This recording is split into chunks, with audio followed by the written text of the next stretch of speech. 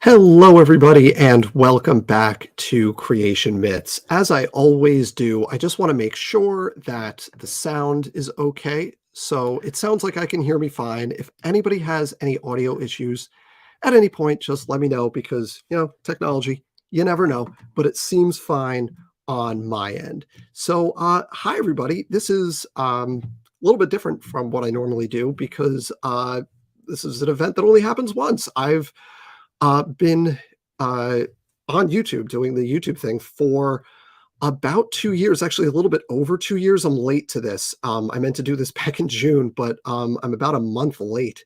So, but here we are doing a little 2 year recap of the 2 year anniversary, or for the 2 year anniversary of the Creation Myths YouTube channel, and that's really super cool. So, thank you. I appreciate that. I appreciate that you're getting a lot out of this, and that's what I want. I want people to, feel like they're learning a lot from what I'm doing here. So thank you. I don't say this often, but I did pin in the chat the PayPal link if anybody wants to just say thank you. I appreciate that. I appreciate everybody who's contributed in various ways over the couple of years. So the link is there if you want to use it. I appreciate it. Thank you all, and thank you all for being here. One of the big things with this for me is that I'm actually kind of astonished that it's gone this far. This actually started as a pandemic hobby. Basically, some friends of mine from Reddit invited me over to hang out with some people that they knew that were on YouTube. And so I did. And here we are 2 years later and, still doing the YouTube thing. And I can't believe it kind of is still working. And it's been an interesting 2 years. Yeah, the dodgeball thing, that's going to be a joke forever now.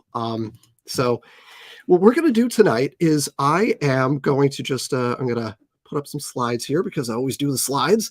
And we're just going to go through the 2 years and, look at what we've done and what we will be doing. Maybe a little bit of, what we'll be doing down the road. So, first thing is what's the point of this? Because like anyone who's engaged in the evolution creationism discourse knows that you're never going to like change someone's mind who is like really invested in being a creationist. That's not going to happen. Nobody's going to watch my videos and be like, you know what, I've never thought of that before, and then change their mind. That's not going to happen. So what I have here are really two goals and two target audiences, neither of which are like really dedicated hardcore creationists.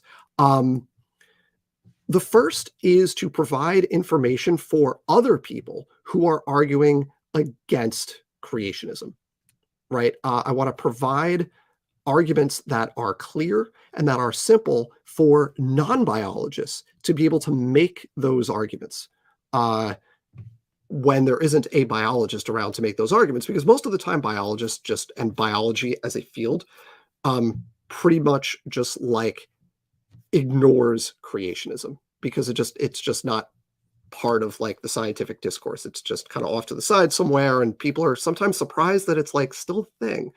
So there often aren't biologists participating in this discourse. So what I want to do as a biologist participating in this discourse is provide the ammunition for the non-biologists to be able to hold their own, right? Because all the creationist arguments, if you trace them back, they come from like professionals, many of whom are in biology somehow, even though they're often not working in the field in which they are trained. So that's the first thing. The second thing is I want to provide straightforward information for people who are undecided, people who are like, oh, that irreducible complexity thing, that sounds kind of interesting. I should look into that more. And I want to provide the counterweight to all the information they're going to find and all the often misinformation they're going to find from the creationist side. So those are my two goals here. And I do actually, what I did, what I said a few minutes ago, I see some things in the comments here. Yes, people do change their minds, right? What I mean when I say I'm not going to change like someone's mind is they're not going to like watch one of my videos and be like, sorry, didn't mean to put that one up. watch one of my videos and be like, oh, I guess I should change my mind now. That's not going to happen. It's going to be a longer thing, right? And if I can contribute to that, great. But I don't feel like that's my main goal with what I'm doing here. So it's really different audiences from really invested creationists who are making the contrary argument to me. Those are not the minds I'm trying to influence. Happy if I do, but that's not kind of my goal here. Now, why am I doing this? Because like I just said, like creationism plays no role in like the field of biology and specifically in evolutionary biology. It's just like not a thing that anybody pays attention to. So why should I be doing this? Further, who cares? Like, if somebody believes that the world is 6,000 years old or that like Noah's Ark is a literal thing that happens, like that doesn't hurt anybody, right? Who cares? Well, the reason that I care and that we should care more generally is that pseudoscience is dangerous. And the big thing here is that basically if you believe one thing that is clearly contrary to reality, it makes you better able to or more susceptible to believing other things that are clearly wrong, right? This is a pretty well-documented phenomenon. So like when you have conspiracy theorists, they tend not to be conspiracy theorists for just one thing. It tends to be like a bunch of things that go together. And creationism can function as like a gateway drug of sorts to more brands or other brands of pseudoscience that are actually dangerous in the real world in a day-to-day sense, right? So creationism, for example, can lead to like anti-vax stuff. And we've seen over the last couple of years how dangerous that can be. We even have several examples of that among the major young earth creationist organizations where big players have actually died of COVID. Among the big organizations, the only one that I could think of that's taken a like really strong pro-vaccination stand is CMI. And I did a couple videos on that. They got absolutely roasted by their audience for taking that stance. And other individual creationists have had the same experience. James Torr comes to mind, who just relatively recently, in the last year or so, did a long series on how implausible abiogenesis is. And then also turned around and tried to like promote to his audience, try to like convince them to get vaccinated against COVID. And a bunch of his audience, if you read the comments on his videos, was like, I don't know if I can trust you anymore now that you've, you're promoting the jab, right? So it is, even though young earth creationism in general and young earth creationism specifically is not like you believe the world's 6,000 years old, it's not going to like hurt you in any way, but it makes you more susceptible to believing things that are actually harmful. And the way this works is you're basically short-circuiting the critical thinking, modules in your brain, right? It's like a muscle. You got to work it out. You got to keep it strong. And if you're constantly teaching your brain to shut down its ability to do critical thinking, then when you're confronted with other information, right, that is also obviously wrong, but relies on critical thinking to expose it as such, you're not going to catch that. And you can see this all over the place. You can see this on Twitter, for example. You see creationists who are talking about abiogenesis and also talk about like water fluoridation. Like you see this where creationists tend to buy into other conspiracy theories. And that is not a coincidence. That is because the act of accepting pseudoscience, accepting conspiracies, makes you more susceptible to doing that more. So to the extent that we can cut off the pathway to that through creationism, that's beneficial. So that's something we should try to do. So that's what we're doing. So what have we done here? Well, I can't believe who I've been able to talk to over the last couple of years. It's really been kind of astonishing to me, honestly, because I got into this whole thing in 2005, which for those of you that know your history in the evolution and creationism wars, that was the year of the Dover trial, the intelligent design trial, Kitzmiller v. Dover. And I got into it like that was fall of 2005 is when I got into it. So I read a whole bunch of books, back then and then subsequently, and I've actually gotten to talk to like a bunch of the people that I read their books back when I was getting into this. So to just a few people here, I've talked to Sal Cordova a whole bunch. It was actually a debate on genetic entropy that kind of got me started on this whole thing. It was a debate with Sal on genetic entropy. And weird thing happened. We've actually since become friends, which I never would have expected that in a million years, given our history prior to talking, I say face to face. It was, it was a YouTube debate, but, face to face. And who'd have thought? But we became friends, and that's really cool. I also talked to Dr. James Carter. Let's see, we've got Dr. Michael Behe. Talked to him twice. Once on Irreducible Complexity, another time on his second book, Edge of Evolution. Talked to Dr. Charles Jackson. Actually had talked to him in person way back when I was in college, and then just had him on the channel pretty recently. Dr. Nathaniel Jeanson, got to chat with him a couple way back at the beginning of June. That was something else. So that was quite an event, and man, a lot came out of that, I think. And then just most recently had Dr. Fozrana on, and we spent about an hour talking about junk DNA, and that was super cool.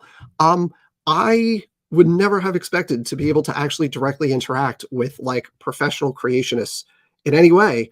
But it's actually, it happened. I couldn't believe it. So that's really cool. And just for me, this is just like super cool stuff that I get to like talk to and often argue with these people. It's great. Awesome. I've also tried to talk to a lot more. I've sent out for every email I get a response to where they say, yeah, let's set something up. There's like 10 emails that either don't get a response or they tell me to take a hike. I'm not going to out anyone because I'm hoping there's a couple people that I can like still work on. So I'm not going to like out anybody that I've emailed and they've said no. Actually, I will out Dr. Nathaniel Jeanson because I talked to him on a different show that was a kind of an open call-in kind of show.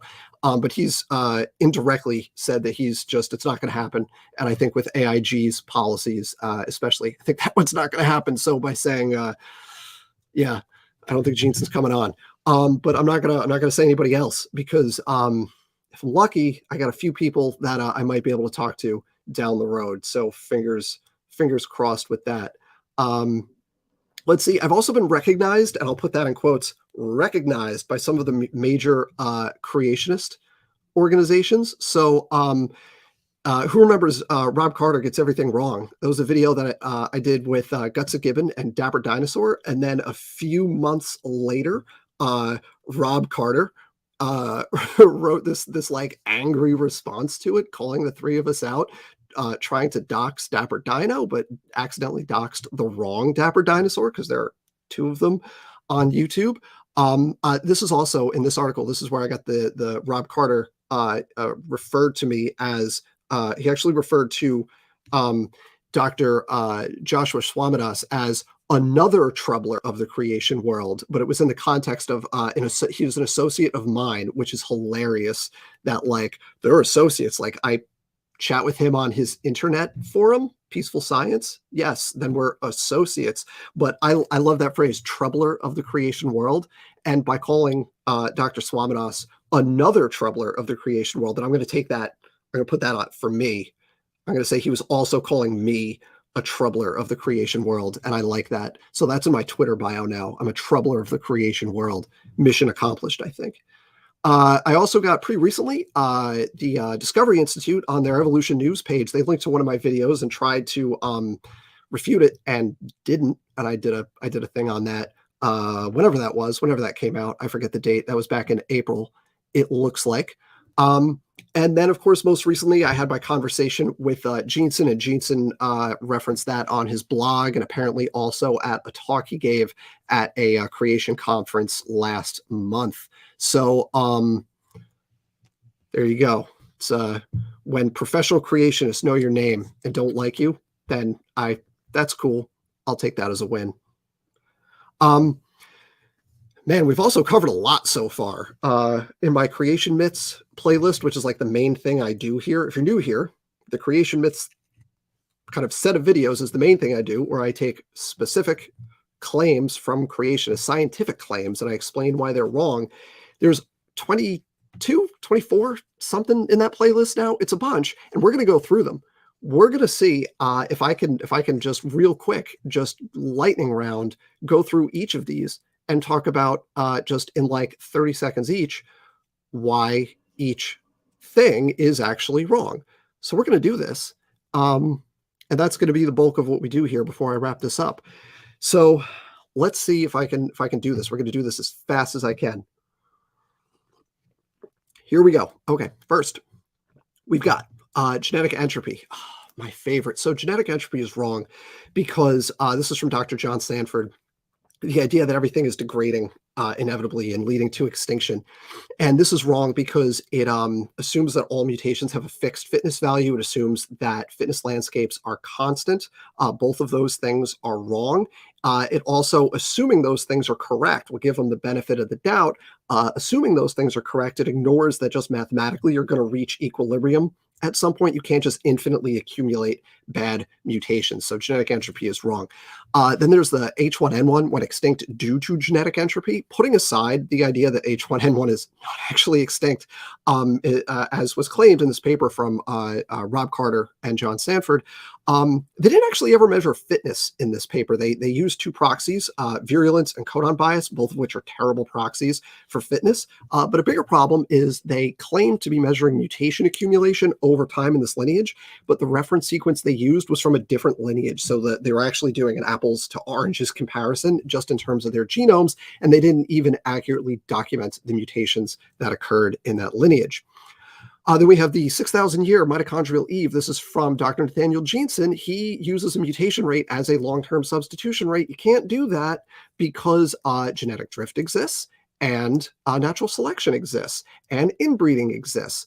And also you have the somatic versus germline problem. So you can't use your one-generation pedigree-based mutation rate as a long-term substitution rate, even though that's what Dr. Jeanson straight up says he does and says that it's okay. That's wrong. You can't do that. The end.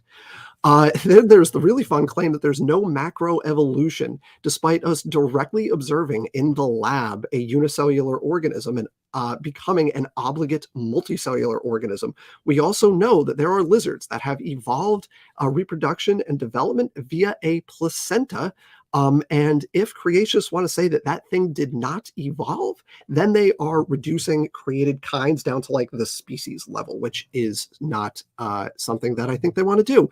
We're also directly observing an instance of primary endosymbiosis happening in the genus Pollinella right now. Plus, we're observing secondary endosymbiosis happening in many, like dozens of different kinds of animals right now. If all of these large-scale evolutionary changes don't count as macroevolution, that's fine, but then we don't need macroevolution to accomplish anything because those changes are about as large-scale as you get.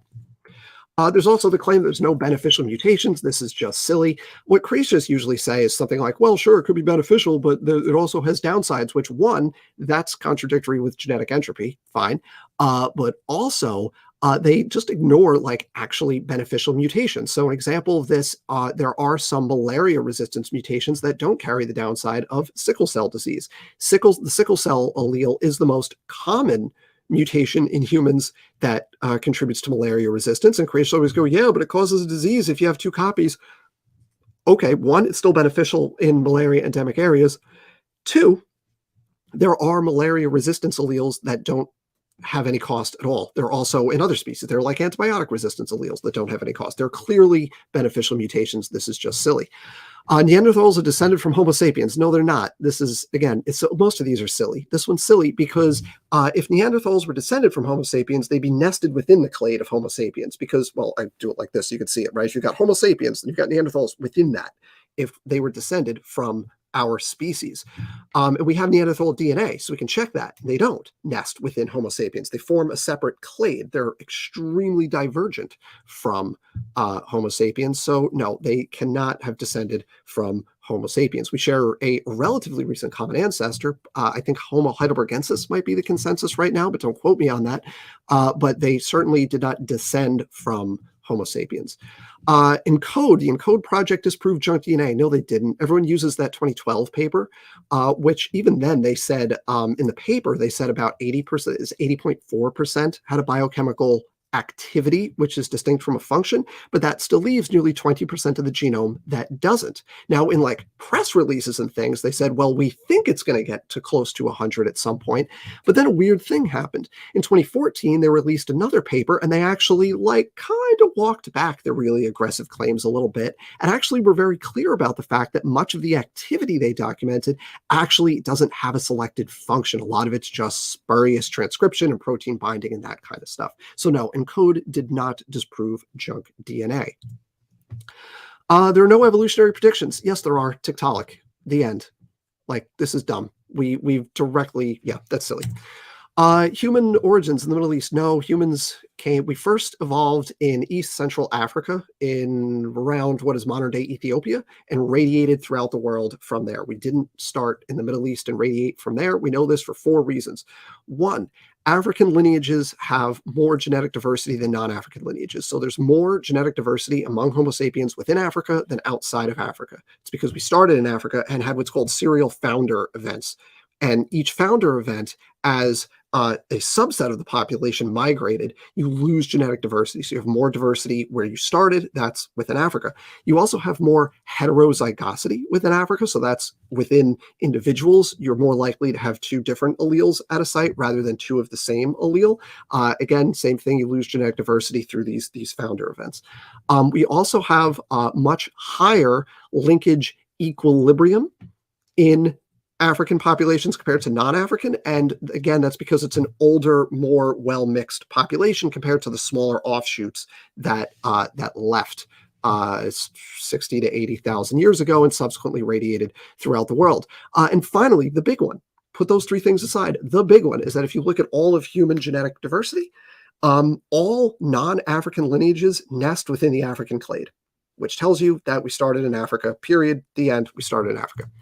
Orphan genes refute common ancestry. No, they don't. Orphan genes are actually great evidence for common ancestry and for indicative of how the process of de novo gene formation occurs.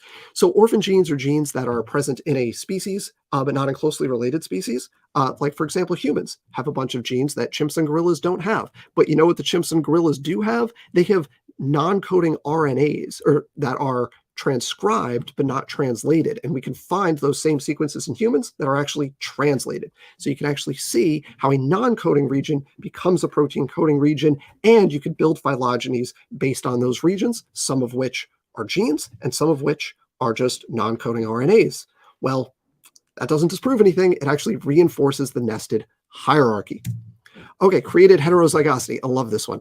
The idea of created heterozygosity is that Adam and Eve would have started with 4 complete sets of chromosomes. They would have been all very different. Each of those 4 sets would have been very different. So they're heterozygous within Adam and within Eve.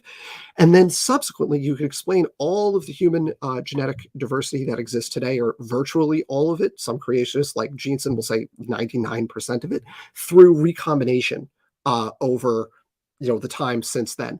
The problem with this is that there isn't enough time to get all the variation. Some human genes have over 1,000 distinct alleles. Well, the recombination rate is simply too slow to get the number of recombination events you would need at the specific sites you would need them, plus having that same thing happen. Okay, you got all your events at this one gene on this one chromosome. Okay, but what about the rest of the genes on that chromosome that also need rapid fire, super precise recombination? We know the rate of recombination.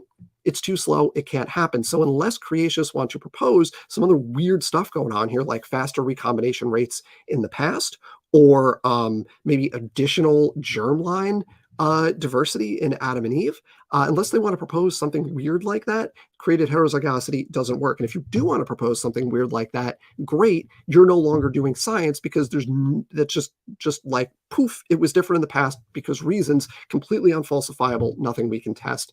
Thank you for playing. I'm going to take a sip of tea now. Okay. Next, we have the quote oft quoted by creationists from Dan Grauer, Dr. Dan Grauer: if ENCODE is right, then evolution is wrong. What he meant by this, and I know this because I've talked to him about this, and I was actually at the talk where he said this in Chicago in 2013.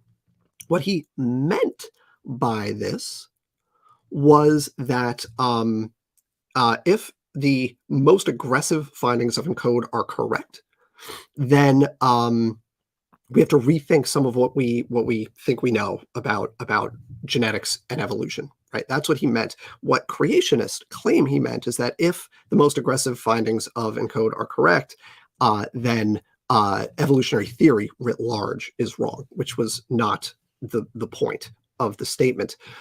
It turns out that the most aggressive claims of ENCODE were not correct, so it's kind of a moot point. But putting that aside, Grauer wrote a paper on this in 2017, kind of formalizing the argument of what would have to change if ENCODE was actually correct, looking at what's called the functional fraction of the human genome. The important part of this story is that in 2020, another group found an error in Grauer's math and wrote a correction. Grauer was a reviewer on that follow-up paper, said, "You're right, my math was wrong. Your math is correct." He endorsed the 2020 paper. And now if you go and look at the 2017, I think it was 2017, the original Grauer paper on the topic, there's actually a correction appended to it. And it pretty significantly changes the findings. So like, that's kind of a big deal. Okay, next, Noah's family in mitochondrial DNA. This is the silly 3-node thing where you've got your unrooted tree where either with mitochondrial DNA, you've got the 3 central nodes that are the daughters-in-law. And with the Y chromosome tree, you've got the 3 sons that are supposedly represented at these 3 central nodes. And this is wrong because that's not how phylogenies work. Like, you take those 3 central nodes, they're the connections between them when you root the tree, meaning you give it an evolutionary direction, like past to present. When you do that, those 3 nodes become related to each other via ancestor-descendant relationships. And in each case, that doesn't work for the individuals in question, right? The 3 Noah sons, they were brothers, and the daughters-in-law, right, the wives of Noah's sons, they existed at the same time, right? So it can't be like a great-grandmother and a grandmother and like a great-granddaughter, right? You can't have them spanning time, except I asked Jeanson about this when we chatted, and he said, well, there could have been something wonky happening pre-flood that explains it. So it could be like a great-grandmother and like the granddaughter and then that person's granddaughter, and they could just overlap because of the weird long generation times, because like wonky things pre-flood, right? Okay. Then we have irreducible complexity. This is Michael Behe's brainchild. If systems require interlocking parts and you take a part away and the system doesn't work, that system couldn't evolve. This is wrong for a number of reasons, depending on how you interpret it. The simplest way to interpret it is that Behe is omitting most evolutionary mechanisms, which seems silly to do. So, but that's evident from the plain reading of the text where he introduces the concept. So if he's ignoring most evolutionary mechanisms, then in terms of the can it evolve question, irreducible complexity is irrelevant. We could just ignore it. But if we consider all the mechanisms, you could either say, okay, if a system meets the criteria, it can evolve, period, the end. If you take that approach, that's been directly falsified because we've directly observed such systems evolving. One example is the sit plus trait in the Lenski long-term evolution experiment. That checks Behe's boxes. It directly evolved in the lab. Therefore, the hypothesis is false. The third and final interpretation is that, well, subsystems that have irreducible complexity can evolve and some can't. And if that's the way you want to go, then great, that's no longer falsifiable. Thanks for playing. Now we're just playing whack-a-mole. So you can dismiss that as well. So irreducible complexity, wrong in 3 different ways, depending on how you define it. Okay, then we have the claim that lactase persistence, the ability to digest milk in humans, is due to a loss of regulation. Creationists claim that there's a repressor that shuts down the lactase gene, that's the enzyme that breaks down lactose in milk. They claim that late in childhood, a repressor gene activates and it shuts down this lactase gene. That's wrong. The most common mutation that confers lactase persistence, I should say I think it's 2 most common mutations, both have to do with a region called an enhancer that upregulates the expression of that gene. So the enhancer becomes much more efficient so that that gene continues to be expressed at high levels, even as other metabolic pathways come online and are competing for the attention of the enzymes to transcribe the gene. So it's not a loss of regulation, it's an upregulation. You're making it easier to express. You're not losing the ability to turn it off. Similar trait, we have the claim that the Lenski sit plus line, the aerobic citrate metabolizing E. coli, is due to a loss of regulation. This is also wrong. Creationists have directly claimed to my face that a promoter got duplicated. So a promoter is the on-off switch before the gene. So you've got promoter and then gene. that what creationists claim is that a promoter got duplicated and replaced or landed in front of the original promoter, and therefore you lost the ability to use that original regulatory mechanism, and it was just on all the time. And that's why the E. coli could digest citrate aerobically. That's wrong. What happened is the CYT gene itself duplicated into a new region, so that it was under control of its second different promoter. So you've got the original copy that was under the original regulatory scheme, and then you have a new copy that was under a different regulatory scheme. They're both tightly regulated. Just one of them, the new one, is active when there's oxygen present. The old one is not. So you didn't lose any regulation. You gained a new copy that was under a different regulatory scheme. So that's wrong.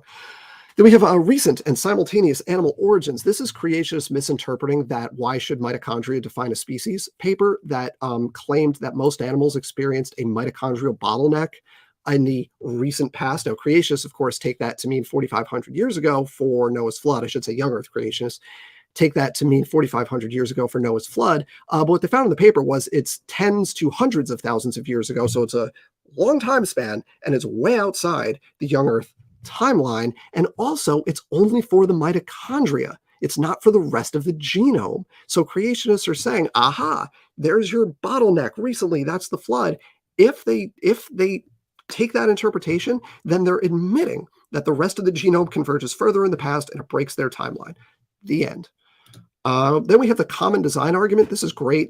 You've all heard this one before, probably. This is the idea that, well, they're the same, not due to common ancestry, but they're the same due to common design. Well, we can test that.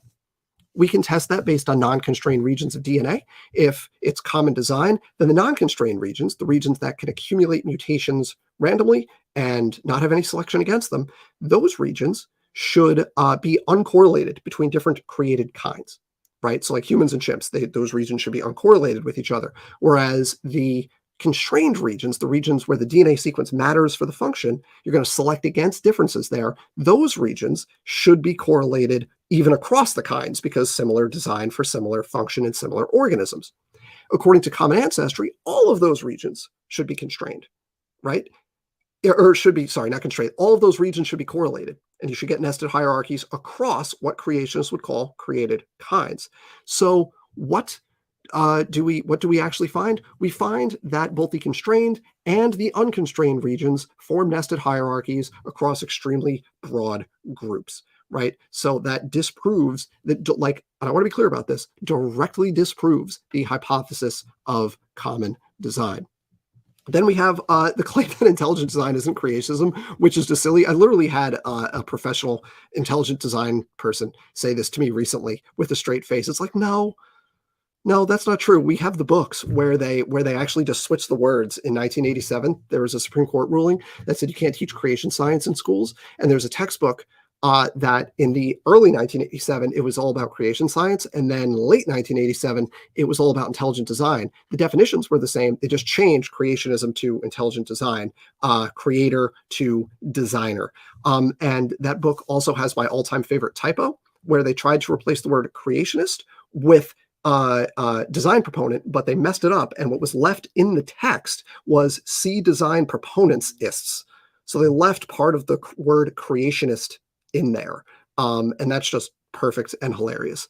So intelligent design, the modern intelligent design movement in the United States is 100% just literally creationism with a new name. Okay, then we got the waiting time problem. The waiting time problem is the idea that you have lineages A and B that are related to each other, and they have a certain amount of time to where they go to a common ancestor, and there are too many differences that they would have to accumulate since they diverge from each other to explain to actually have been able to happen in evolutionary time. Problems here: one, creationists assume that mutations have to happen sequentially rather than in parallel within a population. Two, they ignore recombination. So again, they think it has to be mutation number one, then number two, then number three. Ignoring that within a population, you could have all the mutations together, and then individuals can mate with each other, and they can recombine to get together. And we can demonstrate mathematically that that speeds up the process. And then third, and I think most importantly for the waiting time problem, creationists assume there's one and only one way to solve a particular problem, like a biochemical to do a biochemical thing, right? It's this protein and this protein only will do it. When what we found is that it's actually often the case that there's lots of approaches to solve a particular biochemical problem. There's lots of ways to accomplish a biochemical function. So you don't have a target of the specific protein that exists right now. That just happens to be the one that we found in our evolutionary history of the many options that would do the job, right? So that's why the waiting time problem is invalid. Then we have the claim that information requires intelligence. No, it doesn't. You can get functional sequences from random nucleotide and amino acid sequences. There's a couple cool papers on this one. My favorite is the one where they replace the promoter for the lac operon in E. coli. So again, a control region for a set of genes in E. coli with random nucleotides of the same length. And most of those random sequences had some promoter ability. So like those just random sequences, and they end up doing the same job of the specific promoter sequence. So it's not the case that information requires intelligence. That's just blatantly false. And then finally, the most recent one that I've addressed is continuous environmental tracking. This is the hilarious idea out of Dr. Randy Galuza at ICR, that organisms detect and then physiologically and like genetically somehow respond to their environment. And that's how evolution happens rather than natural selection and other things. Like ICR literally claims, that's Institute for Creation Research, literally claims that natural selection isn't like a real thing that happens. This particular claim was disproven experimentally in 1942 in the Luria, or 43, somewhere in there, by the Luria-Delbruck experiment, all-time classic experiment that sought to actually address the question of are mutations just probabilistic, or are they in response to environmental pressures or stressors or whatever? And they definitively answered that mutations are probabilistic, not directly responding to specific environmental pressures. So you can have mutations that are occurring and maybe they'll help you solve a problem. But what you cannot do is detect a problem and then trigger the specific mutation that's going to help you solve it. That's what CET claims, and it is bonkers, and it was disproven like literally 80 years ago. So that's all the creation myths that I have covered so far, and I've got more on the horizon. And you all know that my schedule is fairly sporadic, but I will continue to add to this list as we go, and maybe at 3 years or 4 years we'll have another 20 or however many to review with everybody. So that's my list. There are other series that I've done. So I've also looked at Creation Tricks. That's a shorter series, but it's just like little tricks that creationists use, rather than like specific sciencey things. It's just like rhetorical tricks that they'll do. And then I also have the Bad Creationist Genetic series, which is usually that's more kind of spur of the moment. I see something that's terrible and interesting, and I'll just explain why it's terrible. So we've got all these things ongoing, and they're going to continue to be ongoing because we're going to keep this train rolling. Now, the last thing that I'll say before we wrap this up, because we were going for about 40 minutes, we got to wrap this thing up here. The last thing that I will say is the best part of all of this, and I cannot believe that this happened, is that I've made a ton of new friends doing this, and it's just a wonderful community. Some of you in the chat probably recognize your avatars here, and I'm sure I've forgotten people and left people out because there's only so much room on this slide, and also I probably just went through like Twitter and YouTube too fast and didn't pull everybody that should be on here. So I apologize if I left you out, but it's just been an absolute delight to meet these wonderful people and learn so much from these wonderful people that it's just a whole new group of friends that I've developed over the last couple of years just through doing this stuff. It started on Reddit and then it migrated over to YouTube, and it's just been great. So thank you all for watching, and thank you all for kind of having this community that's just super fun to be a part of and just full of wonderful people. So that's where I'm gonna end this. So if you're still here watching, thank you all for watching, everybody. Yeah, there's still a bunch of people here, so please hit like if you don't mind while you're here. And I'm gonna wrap this up and just say thank you all for watching, and thank you all for watching my work and sharing it around. And we're gonna keep doing this because creationists aren't going anywhere. So neither am I. And that's where we're gonna leave it for tonight. It's been 2 years and we'll keep going. Thanks, everybody. Have a great night.